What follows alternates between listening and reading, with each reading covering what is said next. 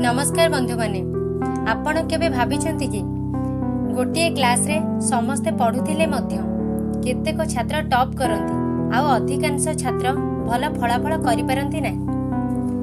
90% छात्र काहे के फेल हुअंती। एहार कारण केवल बुद्धिर अभाव नुहे बरं किछि छोट छोट भूल जहाँ से माने प्रतिदिन करंती। आजिर वीडियो रे मु सेही 7टी बड़ भूल विषय रे कहबी।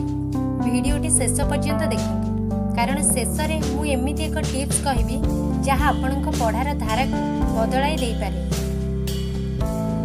नंबर 1 स्पष्ट लक्ष्य न थिबा। तो अनेक छात्र केवल पढ़ंती किंतु काहेकि पढुचंती ताहा जानि नथांती। जदि लक्ष्य नाही तेबे परिश्रम मध्य दिगहीन होई जाय। सेथिपई प्रथमे निजर गोटे स्पष्ट लक्ष्य निर्धारण करंतु।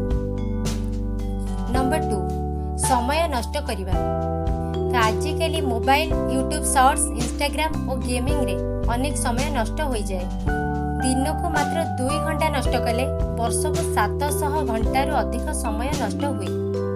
तो यही समय को ठीक भाव में व्यवहार कले फलाफल बहुत भल होई पारे। नंबर 3 नियमित पढ़ा न करिबा। तो परीक्षा पूर्वरु गोटे किंबा 2 दिन पढ़िले भल रिजल्ट आसे नहीं। प्रतिदिन अल्प समय हेले मध्य नियमित पढ़तु। कंसिस्टेंसी सब बेले इंटेलिजेंस ठारू बड़। नंबर 4 केवल पढ़िबा रिविजन न करिबा। तो अनेक पढ़ंती किंतु रिविजन करंती नहीं। फल किछि दिन पर सब भूली जाती। तो प्रति सप्ताह रे गोटे दिन रिविजन पाई निहाती रखंतु। नंबर 5 भूल को स्वीकार न करिबा। तो जो छात्र निजर भूल को चिन्हट करे से दिने को निश्चय सफल हुए। मॉक टेस्ट दियंतु एवं निजर दुर्बलता निजे खोजंतु। नंबर 6 आत्मविश्वास अभाव।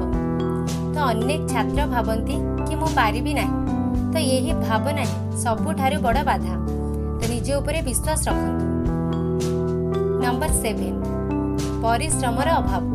सफलतार कौनसी शॉर्टकट नहीं। तो प्रत्येक सफल व्यक्ति पछरे वर्षर परिश्रम लुचि थाए। तो आपण जिते अधिक परिश्रम करिवे सफलता सेते निकट को आसीबो। तो सक्सेस रो फॉर्मूला मने रखंतु। Goal plus discipline plus consistency plus hard work is equal to success. तो प्रतिदिन अल्प अल्प करी आगो को बढ़ंतु। जदि आपण एही 7टी भूल को आजि ठारू बदलाई दियंती तेबे आपण सेही 90% मध्यरे नुहे परं सफल 10% मध्यरे निजर स्थान सृष्टि करि परिबे।